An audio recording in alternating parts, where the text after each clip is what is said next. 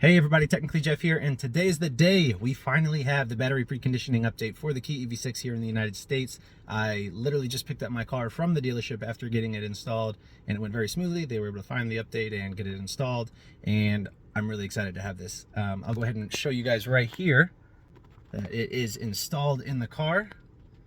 I'll go ahead and pull up the menu here, and there you go, battery preconditioning mode, and it is enabled. Previously that said winter mode, but now it says battery preconditioning mode. And again, this feature will basically warm the battery when it is cold outside so that the car can accept the faster charging speeds at a DC fast charger. I'm really excited for this, honestly, guys, because the other day I tried to do a quick charge just to top off my battery because I was going to be driving a long distance. It was about 50 degrees outside, and at first I was only getting about 50 kilowatts, which is pretty slow.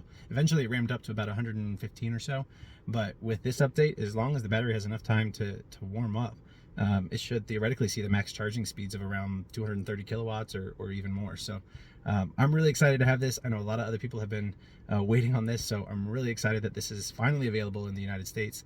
I'll go ahead and right here, this is the TSB information for you guys. I'll also go ahead and link it in the description for you. But that is what you need to have to bring to the dealership.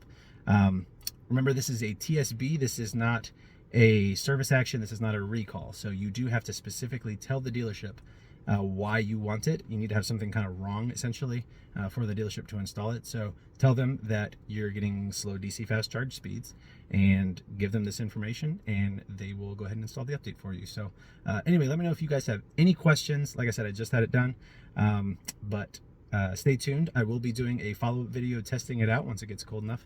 It was cold last night, so I'm sure I'll have some cold mornings or evenings here soon where I can test it out for you guys. So stay tuned for that. Be sure to subscribe, and thank you guys for watching, and I'll see you in the next video.